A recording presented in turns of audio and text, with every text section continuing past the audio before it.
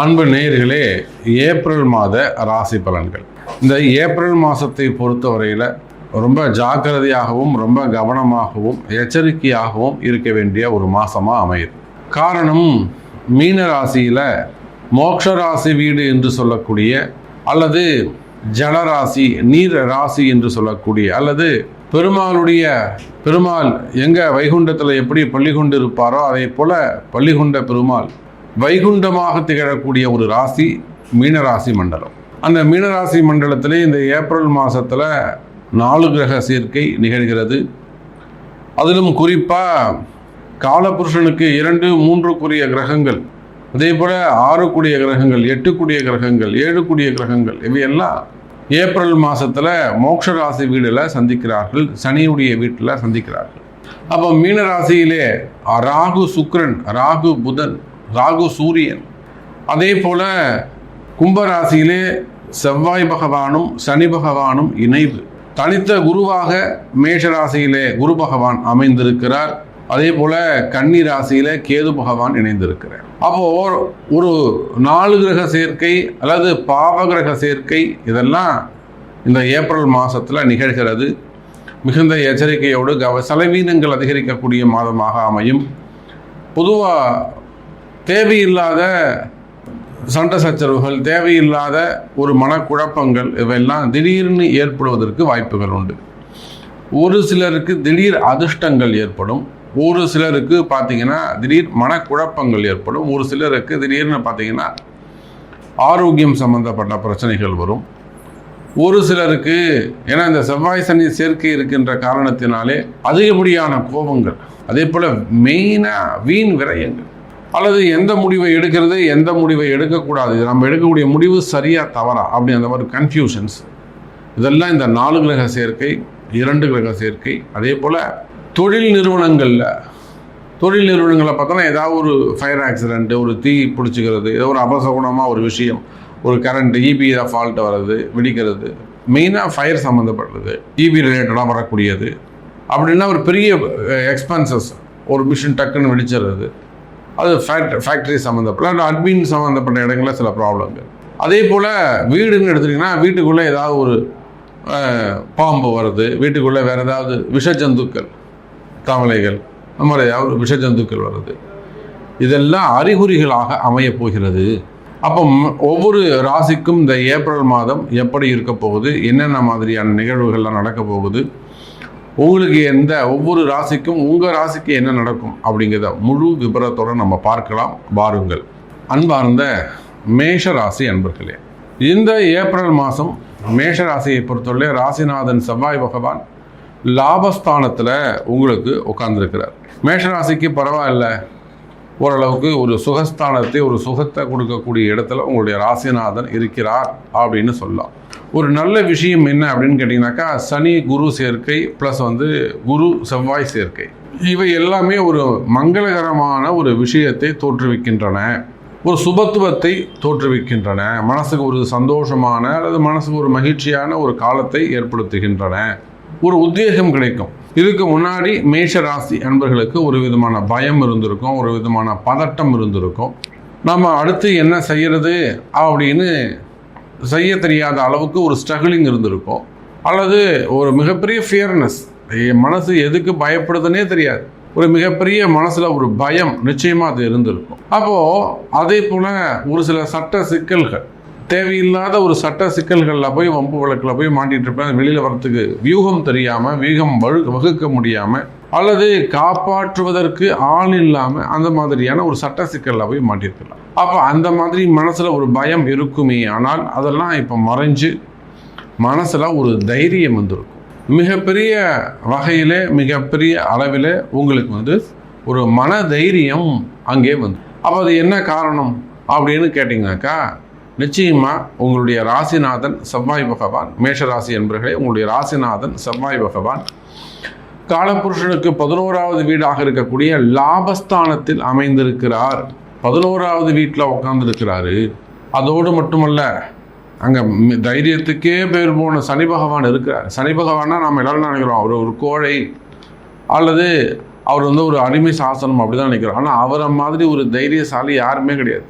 அவரை மாதிரி ஒரு தைரியசாலி யாருமே கிடையாது.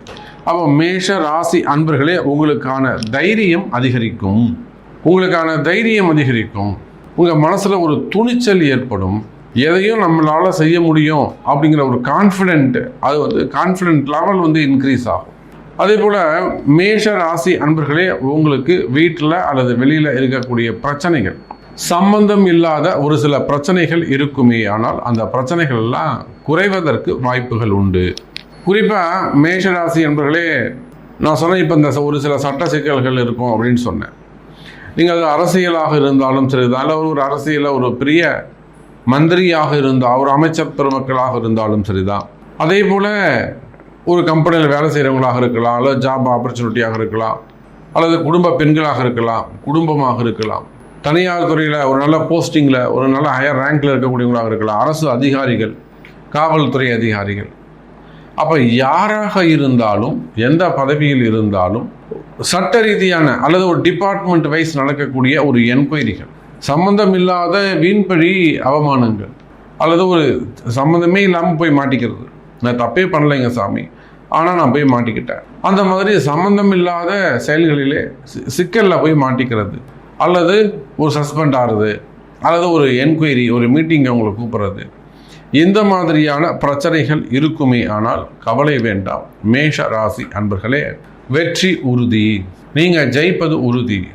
அப்போ கால நேரம் உங்களுக்கு கை கொடுக்கின்றது. அதே கால நேரம் தான் உங்களை கொண்டு போய் இந்த சிக்கலை கொண்டு போய் மாட்ட வச்சது. எந்த கால நேரம் உங்களை கொண்டு போய் சிக்கலில் மாட்ட வச்சதோ அதே கால நேரம் உங்களை ஜெயிக்கவும் வைக்க போகுது. அப்போ அது அனுகூலமான கால நேரம். இன்னும் சொல்லப்போனால் மேஷ ராசி அன்பர்களே, உங்களுக்கு இருக்கக்கூடிய பிரச்சனைகள், அது பண பிரச்சனைகளாக, பணத்தால் ஏற்படக்கூடிய பிரச்சனையாக இருக்கலாம், செல்வத்தால் வரக்கூடிய பிரச்சனையாக இருக்கலாம், கடன் சுமைகளாக இருக்கலாம், கடன் கொடுக்கல் வாங்கலாக இருக்கலாம், கொடுத்துட்டு ஏமாந்தவங்களாக இருக்கலாம், பணம் வருமானம் இருக்கலாம், அல்லது நீங்கள் கட்ட வேண்டிய பணமாக இருக்கலாம். அப்போது எந்த மாதிரியான பிரச்சனைகளாக இருந்தாலும், இடம் சம்பந்தப்பட்ட பிரச்சனைகளாக இருக்கலாம், சொத்து சம்பந்தப்பட்ட பிரச்சனைகளாக இருக்கலாம், வேலை, அல்லது ஃபேமிலி ரிலேட்டடாக அண்ணன் தம்பிங்க, அக்கா தங்கிங்க, சித்தப்பா பெரியப்பா, அவங்க பசங்க, அப்பா அம்மா, பிள்ளைகளுடைய பிரச்சனைகள், மனைவி, அப்போ அது மாதிரி குடும்ப பிரச்சனைகளாக இருந்தாலும் சரிதான். மேஷ ராசி என்பவர்களே, இந்த சனி செவ்வாய் சேர்க்கை இருக்கின்ற காரணத்தினாலே இந்த ஏப்ரல் மாதத்தில் உங்களுக்கு இருக்கக்கூடிய பிரச்சனைகளுக்கு ஒரு நல்ல தீர்வு ஏற்படும், ஒரு நல்ல முடிவு கிடைக்கும். எப்பொழுதுமே ஒரு விஷயத்தை நல்லா தெரிஞ்சுக்கணும் மேஷ ராசி என்பவர்களே. ஒரு மிகப்பெரிய பிரச்சனை இருக்குது அப்படின்னா அதுக்கு ஒரு இன்னொரு மிகப்பெரிய பிரளயம் ஏற்படணும், இன்னொரு மிகப்பெரிய பிரச்சனை ஏற்படணும். கலகம் பிறந்தால்தான் வழி பிறக்கும். எப்பொழுதுமே சரி, கலகம் பிறந்தால்தான் வழி பிறக்கும். அப்போ கலகம்னா என்னங்க? ஏதாவது ஒரு இன்னொரு பிரச்சனை ஏற்பட்டு அது மூலியமாக தான் அந்த பிரச்சனைக்கான தீர்வு ஏற்படும்.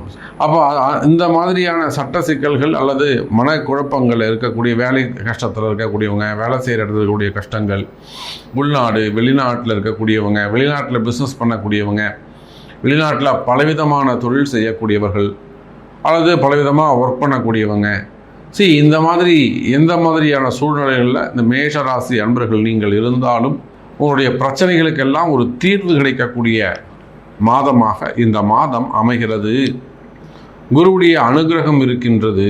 அதே போல் மெயினாக ஹெல்த் இஷ்யூஸ், இப்போ அந்த ஹெல்த் இஷ்யூஸை பொறுத்தவரையில் இப்போ கூட நாம் ஒரு ஆரோக்கியம், ஹெல்த்து சம்மந்தப்பட்ட பிரச்சனைகள் இருக்குமே, ஆனால் அதுக்கு நம்ம நிறைய ரெமெடி சொல்லியிருக்கிறோம், நிறைய வீடியோ போட்டுருக்குறோம். அது ரிலேட்டடாக இந்த மாதிரி ஹெல்த் இஷ்யூஸ் இருக்குது, ஆஸ்பத்திரிக்கு போகிறோம் ஆனால் ரெக்கவர் ஆக மாட்டேங்குது, இல்லை அடுத்து வீட்டில் ஆஸ்பத்திரி செலவு வந்துக்கிட்டே இருக்குது, ஒருத்தர் வீட்டில் படுத்துக்கிட்டே இருக்காங்கன்னா அதுக்கெலாம் காரணம் இருக்குது. அப்போ அது வேறு ஏதோ சம்திங் ப்ராப்ளம் இருக்குதுன்னு அர்த்தம். ஒன்று வீடு சரியில்லாமல் இருக்கலாம், இடதோஷமாக இருக்கலாம், அல்லது ஏதாவது போட்டி பொறாமையாக இருக்கலாம், ஒரு திருஷ்டியாக இருக்கலாம், செய்வினை கோளாறுகளாக இருக்கலாம். ஏன்னா வெறும் ஹெல்த்து டாக்டர்கிட்ட போனால் உடம்பு சரியாகணும். அப்போது அந்த மாதிரி ஹெல்த் இஷ்யூஸ் இருக்குமே, ஆனால் அந்த ஹெல்த் இஷ்யூஸ்லாம் கூட சரியாகுவதற்கான காலங்கள் உண்டு. ஒரு சிலருக்கு ரொம்ப பயம், மரண பயம் அப்படியே படுத்தி எடுக்கும், நம்ம எங்கே இறந்து போயிடுவோமோ அப்படிங்கிற பயம் அவங்களுக்கு மனசில் போட்டு வாட்டி வதைக்கும். அந்த மாதிரியான இருக்கிறவங்களுக்கு தான் நம்ம சொல்லக்கூடியது எளிமையாக புரியும். அப்போ அந்த மாதிரி கண் திருஷ்டிகள், அதிகப்படியான கண் திருஷ்டிகள், அதே போல் தேவையில்லாத மனக்குழப்பங்கள், செய்வினை கோளாறுகள். இப்போ பிளாக் மேஜிக்கை பொறுத்தவரை நம்ம 2024 வாழ்ந்துக்கிட்டு இருக்கோம். அது சிட்டியில் டவுனில் மிகப்பெரிய வளர்ச்சி அடைந்த மாநிலங்களில் நம்ம வாழ்ந்துக்கிட்டு இருக்கோம். எவ்வளோ டெக்னாலஜி வளர்ந்துட்டு போச்சு. ஆனால் இன்னும் கூட அந்த செய்வினைகள்லாம் இருக்கா சாமி அப்படின்னு கேட்டாக்கா பல வடிவங்களில் அது நிச்சயமாக இருக்கத்தான் செய்கிறது. அதில் நம்ம எந்த சந்தேகமும் வேணாம். அதிலும் குறிப்பாக மேஷ ராசி அன்பர்களுக்கு அதனுடைய பாதிப்புகள் இருக்கும்.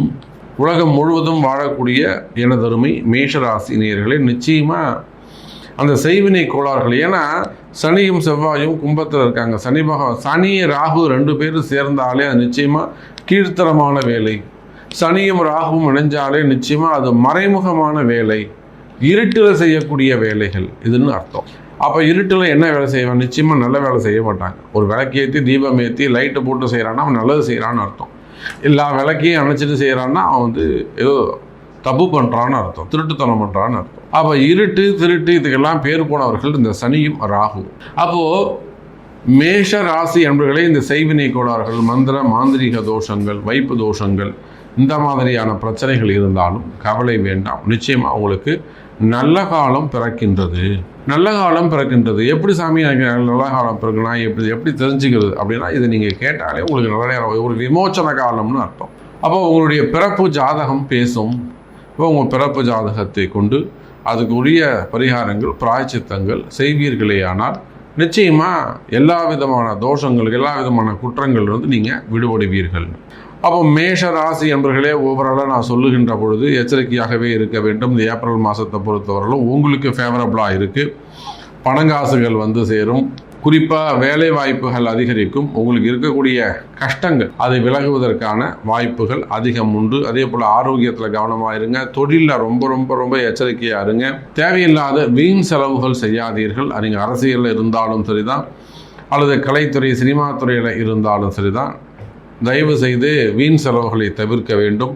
அதே போல் புதிய முதலீடுகள், ஒரு கம்பெனியை ஓப்பன் பண்ணுறீங்க, ஒரு இன்வெஸ்ட் பண்ணுறீங்க, ஒரு கடை போடுறீங்க, அல்லது ஒரு புதுசாக ஒரு பிஸ்னஸ் பண்ணுறீங்க, ஒரு ஸ்டார்ட் அப் பிஸ்னஸ் ஸ்டார்ட் பண்ணுறீங்க, அந்த மாதிரியான பிஸ்னஸ் ஸ்டார்ட் பண்ணுவதாக இருந்தாலும் ஒரு முறை, ஏன்னா இன்றைக்கி பணங்காசு சம்பாதிக்கிறது ரொம்ப கஷ்டம், அதை செலவு பண்ணுறது ரொம்ப ஈஸி. ஸோ இன்வெஸ்ட் பண்ணுறதுக்கு முன்பாக சாமி நான் இதை செய்யலாமா அப்படிங்கிற மாதிரி ஒரு அட்வைஸ் கேட்டு செய்வீர்களே ஆனால் நிச்சயமாக உங்கள் பண பாதுகாப்பு கண்டிப்பாக உங்களுக்கு உண்டு. ஆயுள் பாதுகாப்பு உண்டு. இன்னும் சொல்லப்போனால் ஆரோக்கியம் சம்பந்தப்பட்ட பாதுகாப்பும் உண்டு. இந்த கண் திருஷ்டி செய்வினைகள் இதெல்லாம் இருக்குமே ஆனால் ஒன்றும் கவலை வேண்டாம். நிச்சயமாக உங்களுக்கு நல்லதே நடக்கும் என்பதை கூறிக்கொண்டு மீண்டும் ஒரு அற்புதமான பதிவில் சந்திக்கிறேன். அதுவரை உங்களிடம் இருந்து விடைபெறுவது உங்கள் தாம்பரம் ஸ்ரீ வாராகி ஈசனேசன் சுவாமிகள். ஜெய் வாராகி, ஜெய் ஜெய் வாராகி.